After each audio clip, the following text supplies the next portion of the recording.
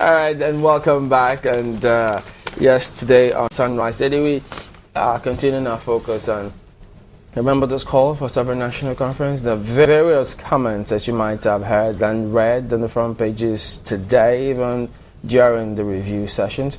We'll continue with that this morning, and we're joined this time by Chief Femi Fani-Kayode, former Minister of Aviation. Thank you for coming on this morning. My pleasure. All right, then, but before we delve into this matter, there's this report making the rounds about your case coming up with the EFCC. What's going on with that? Well, really, it's nothing new. This is something that we have been fighting for the last 4 years. Fortunately or unfortunately, a new judge was assigned to the case.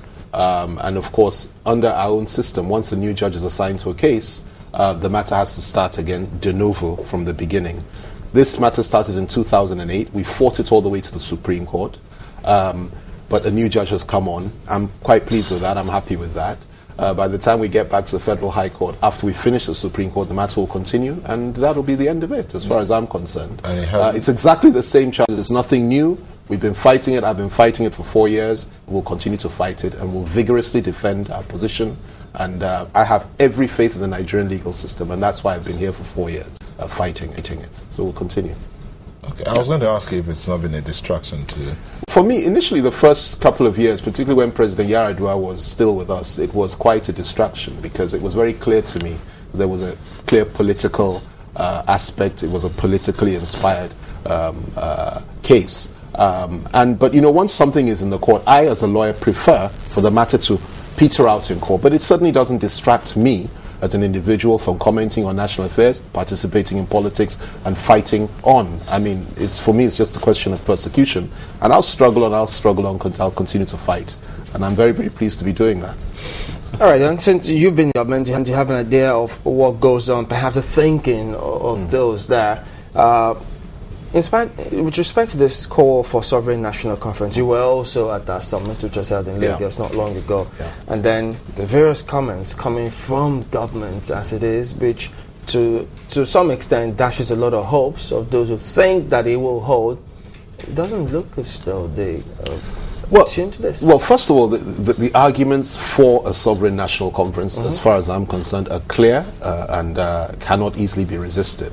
But specifically to your question about whether or not any government would allow it to happen, I don't think that in the history of humanity, any government will relinquish power just like that and say, listen, guys meet, talk, take the power and share it amongst yourselves. It just doesn't work like that. So if anybody's waiting for the government or for the president or for the National Assembly to say, yes, listen, we approve of this and we're going to convene it, they will wait. They may as well wait for hell to freeze over. It's not going to happen like that. The way these things usually work is that circumstances provoke such a thing to take place. Nobody sits to plan them. Circumstances, usually very ugly circumstances, force the hand of those in power to just concede, whether people will get up and say, listen, enough is enough. We are going to sit and talk whether you like it or not because of the circumstances, and we're going to convene and we're going to form our own constitution. So that's usually how it unfolds. So I wouldn't wait for any approval. What I'm saying is that it's only a question of time, and if we don't do it, some of the situations and some of the ugly circumstances we find ourselves in may well continue, and that's what we're trying to resist. Would you say you're a new convert to this call for Sovereign National Conference? Thanks, that's a good question. I have been in politics for 21 years, and if you look at my record, what I've been writing, my commentaries, and what I've been saying, I've been a solid advocate of the Sovereign National Conference from day one. I was a foot soldier of NADECO. I was actively involved. I had to go into exile for a period of time when General Abacha was in power. This whole issue goes back to as far as that time, and we've been fighting it for a very, very long time and calling for it. Eventually, when I joined President Obasanjo's government, I still held on to my views. We fought from within, myself, Chief Akin Shutokun, Professor Julius Ehobiri, and a number of other NADECO ministers and presidential aides. That's what they used to call us. We fought the cause from within.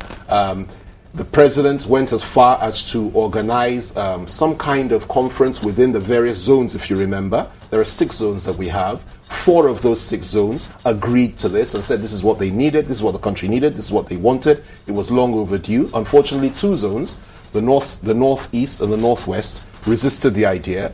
And we told the president that, look, 4 versus 2, 4 is the majority, we should go ahead. But the president, for reasons best known to himself, said, look, listen, it's better, we need to carry the other 2 along as well. Let's put a hold on it. But I never believed that President Obasanjo would do that, because essentially he's a conservative. But we fought the cause, and I've been fighting the cause ever since. And I think it's more important now than even as far back as 1992, after the June 12th annulment. Now, some people will say that some of your comments have been inflammatory in the sense that you have drawn, parallels between countries like Nigeria, India, Sudan. Yeah. Well, maybe you haven't mentioned Somalia, but these are all the countries that were joined together, as it were, by the British, and you've made references to those countries. Are you saying, in essence, that Nigeria will be going down the way of splitting up if we're to have a sovereign national conference? I'm not a prophet of doom, and inflammatory is an interesting word. I am a historian, and I'm a student of history. And I think that in order for us to know where we're heading, we need to also be very clear about where we're coming from, where we are, and study the situation on the ground. What I was saying was that some said that it was settled law, the doctrine of settled issues. President Babangida, who is a wonderful man, I have tremendous respect and affection for him, said that this issue of Nigeria ever breaking up can never happen. But history does not suggest that is the case. Nothing is constant, nothing is sure. We need to nurture our unity. We need to work together to talk, and we need to enhance it by talking to each other and trying to address each other's problems. Now, my contention is that if we don't do that, the likelihood is that we may end up in a situation that may well cause a disintegration. Look at what happened during the Nigerian Civil War. Some, those from the East, fought for self-determination, which is a principle enshrined in international law, and said, look, they want to leave the federation. If you go to Ethiopia, within their constitution, they have a provision that says any of the nationalities that wants to leave their country has every right to do so, based on a national referendum. Why I refer to the Sudan and to India is simply this. Let's go back in history a little bit. A lady by the name of Flora Shaw, who was the girlfriend of Lord Lugard, who was the Governor General of Nigeria, was the one that came up with our name. She said we should call this place Nigeria, okay? And it was accepted by the British. Once that was done, they now decided that they must amalgamate the North and the South in 1914, and they went ahead without any referendum, without any discussion with the people. We came together. This was what you call the Lugardian formula, and the Lugardian formula was essentially that the British will take possession of a place, put people together that have no cultural affinity, no religious affinity, in fact, that are almost in animosity towards one another, and force them together in an amalgamation. They did it in 3 places. India has now broken into 3 parts, having fought 2 civil wars between the Hindus and the Muslims. They've split up now into 3 parts. Sudan has broken up into 2 parts. Nigeria is the only one left, and we are going through the pains and the pangs of internal struggle within one another, the various ethnic nationalities. What I'm saying is that we need to talk to one another so that we don't end up like the Sudan, and we don't end up like India. I do not want Nigeria to break up. We're stronger together as a people if we remain together, and I think we've done very well to have survived a civil war and remain together. But to say that, that changes shouldn't take place, and that we shouldn't devolve power from the center, and that we shouldn't have a constitution based on the will of the people, not by military fiat, I think is an argument that cannot be sustained by any sensible person, and I think we need to talk to establish that. All right, then. Yeah, okay. Okay, that's cute. Now, this call, before you said, the concern we have now is believed that was given to us by the military. There are schools of thought that have that. But now we have a National Assembly calling for a national conference. Wouldn't that be putting 2 heads together? Yeah. Let me explain that. First of all, you're absolutely right. Not just this constitution, every single constitution that we've had, pre-independence and post-independence, has been as a consequence of the will of the existing government, military governments or the British colonialists. Even the 1960 constitution? Every single one of them. Conferences have taken place. But what has happened is that people have come together, the sitting government, whether the colonists or the military, and said, look, take this out, put this in, and they've nominated people to the various conferences. So it's never been as a consequence of the will of only the people, as most constitutions are formed. This is a historical fact. We've never had such a constitution by purely the will of the people. Okay, that is number one. Now, on the issue of the National Assembly, we have about 400 ethnic nationalities in this country. Nigeria is an amalgamation of ethnic nationalities. If you read Chief Obafemi Awolowo's book, Path to Nigerian Freedom, he said so. It's a geographical expression. It's an amalgamation of ethnic nationalities, and there's as much difference between a Turk and a German as there is between an Igbo and a Fulani man. He wrote that in his book as far back as 1947. And this is the truth. There's nothing wrong with that. We can still get on and be one, but let's understand our differences. That was the contention, and that is the position now. Now, we have about 400 ethnic nationalities in this country, each with their own history, their own culture, their own background, okay? If you go to the National Assembly to find that no more than about 50 of those nationalities, usually the bigger ones, because they have more people, are those that are represented there. The smaller ones are very rarely represented. I'm a Yoruba. We have probably come from probably the largest, if not the first two largest ethnic nationalities in this country. So for me, there's no problem at all. We are well represented. But what about the Ogoni man? What about all the other smaller, in quotation marks, tribes and nationalities? Some of these nationalities are as large as the average country in Europe. Luxembourg and small places like that are not as large in terms of numbers as some of these so-called small Nigerian nationalities. Why should they also not be represented? Why should we say that the National Assembly alone should represent people that don't have their own people there? And that's what we're saying. Now, it's not a threat to anybody. Nobody should get too worked up about it. It's a gradual process. I believe in the National Assembly. I believe in the government. I believe in our system. But I also believe that any sensible, responsible government or authority should also take into cognizance the fact that, look, where you have a situation where I see videos of alleged Berom Christians killing and eating some of their Hausa Fulani Muslim colleagues. I saw this on video. Or where I see churches being bombed in Abuja and Madala. Or where I see Kanu being laid siege to by Boko Haram. And where I see various ethnic nationalities slaughtering each other. The North, I live in the North, I've lived there for 10 years. The place is literally on fire now. Nobody feels safe. Where I see situations like that, and where I look back and say, we fought a civil war before, we don't ever want to fight a civil war again. Where I see Maso, OPC in the Southwest, where I see the Besu boys and the men in the Niger Delta area, and somebody will tell me there are no problems in this country and that we shouldn't talk about it, and we should put our head in the sand, I think that's not the way forward. But, sorry. Still not focus on this call for sovereign national conference, and perhaps the sundry comments coming from different quarters in the country, as a matter of fact. And we also have our guest here with us, Chief Femi Fani-Kayode, former Minister of Aviation. Marco, you were going to ask a question? Yes, I was going to ask, there was some sort of conference organized during the tenure of President Olusegun Obasanjo. What were the constraints organized in that conference? Because a host of people have said, if we're going to talk now, constituting a sovereign national conference, and you're advocating, as a host of other people are, that all ethnic nationalities must be represented. They've asked what is the modality going to take? How are they going to elect people who are going to represent the people, and their various nationalities, as it were. What constraints did you face, and what do you see happening, assuming one of them was to hold right now? Well, first of all, the constraints were that the government, of which I was part of, organized the conference. Secondly, the conference was not representative of every nationality. Thirdly, the government appointed people, a few people to be there. Thirdly, once the findings and the recommendations were made, they were not binding on anybody. They were just resolutions, and it was tampered with, and the government took out what it wanted. It's just not what people like myself wanted. It wasn't progressive enough. It didn't go far enough. But it was a step in the right direction. At least people spoke. On the issue of convening and representation, the principle is simple and clear. Every nationality in this country has a right to have a voice somewhere, not just the big ones. Secondly, let us agree on principle that this is the case. Thirdly, let us agree that it's important that we come together and have that discussion. And agree, one, do we want to remain together, which the overwhelming majority of Nigerians would want to do.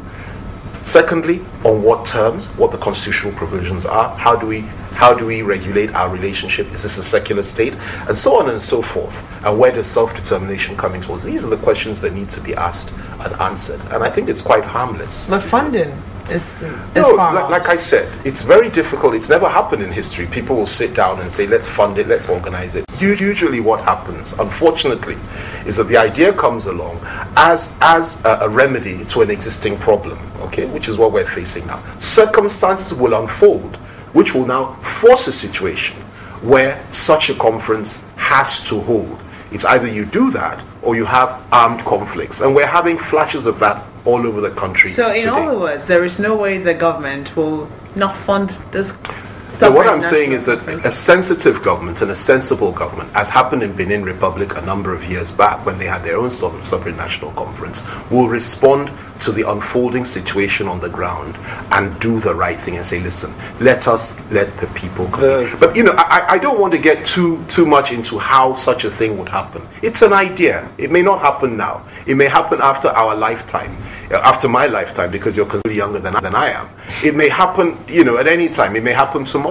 But for me, it's just something that I believe ought to happen, and that if it had happened before, perhaps we wouldn't have the kind of challenge that we have today. The members of the National Assembly, one of the questions they're asking is, we are the elected people. This is their stunt. We're elected to represent the people. Now you're calling for another national conference.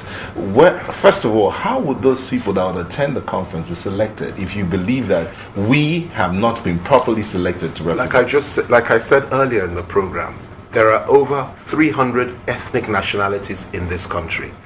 If you look at the constitution or the composition of the National Assembly, both the Senate and the Federal House, you take account, do a study on it, as a number of people have done, okay? You will find that only about 50 of those 300 nationalities are represented there. Usually what will happen is that somebody will represent you from the Senate in a senatorial district that has about 4 or 5 different nationalities within, okay? Or the House of Assembly, 4 or 5 local government areas or whatever it is, but there are more than 1 or 2 nationalities within that place. But one person represents. What we're saying, or what those of us that believe in this are saying, is that let's take a step back. We're not threatening anybody. We're not saying, no, the National Assembly doesn't have a place. They're doing a great job. Let them continue with their job. And they were democratically elected. But let's take a step back. Constitution building and nation building is far more important than passing laws. This is a fundamental issue and a fundamental right. Let us just understand something. At the beginning, Lugard said that the North was the poor husband and the South was the rich wife. And the two must be brought together, and may this union last forever. This was a British agenda, and it was not a Nigerian agenda. It has become a Nigerian agenda now. We all want to remain together, but let the husband and the wife be happy together. Let not one be described as rich and the other as poor. Let not one feel as if it's funding and sustaining the lifeblood of the other. And let us all come together and talk about these things. Our name itself raises questions. Niger, in Latin, I studied Latin, means darkness, black, okay? And this lady, Flora Shaw, said, call them darkness, the area of darkness, Niger area, the area of darkness. That in itself tells you something, precisely what they had in their mind. And that is why many independent countries changed their names after they gained independence. Gold Coast became Ghana, and so on and so forth. These are fundamental issues that have deep spiritual implications. You cannot just force people together. And when problems are unfolding, you say you should just leave them and nothing should change. This is all we're saying. At the time that zonal conference was held, while you were in governance at the time, what reason did the Northeast, and you say Northwest, give at the time why they opposed it? You probably have to ask somebody, one of the leaders from those areas, that question, and not me. But let me just be fair to those from that area. It is a very worrying thing, if somebody feels that, listen, if we come together, it means that Nigeria is going to break up. Nobody wants that. Anything that is said at such a conference, any resolution passed, will be subject to the referendum of the Nigerian people, even after it's been passed anyway. That's the proposition. So nobody's going to do anything that's extraordinary, okay? But I can understand those concerns, conservative views, and there's nothing wrong with that. The Northwest and the Northeast particularly have held those views from day one, that listen, the fear that if Nigeria were to disintegrate, the Northwest, for example, according to a UNICEF study, would be the poorest place in the West African sub-region, poorer than Niger Republic, poorer than Chad, if it were ever to be left on its own. And I can appreciate the concerns people there have. What we need to do is to assure them that, look, we love Nigeria as well. We want a better Nigeria, a more united Nigeria, that's all, where we can all understand one another. Not a Nigeria where Boko Haram is killing people at will, both Christians and Muslims, Northerners and Southerners, in the name of their own form of Islam. I was privileged to be at that national summit and the conference that was held. And I also did note that a host of people said that, most Nigerians, the everyday Nigerian, might not be concerned about writing a new constitution, that's even if they know what that is. They're too concerned with earning their daily bread. Now, what is the bearing of writing a new constitution to how we live and getting good governance? Let me explain that to you. First, I do not accept that proposition. I think the average Nigerian is far more intelligent than leaders like us give them credit for. I'll also tell you that it's a matter of national identity. The national question needs to be answered.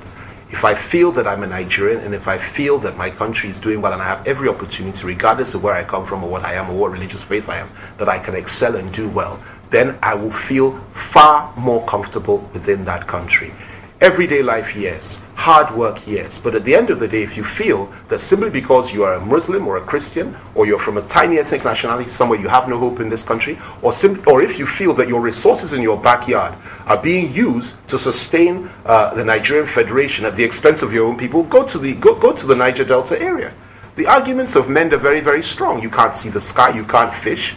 Their money is being used to sustain the rest of us. That is the glue that's holding Nigeria together. Let's be honest with one another. If the oil was in the north, I don't think we'd be having this conversation today. Come on.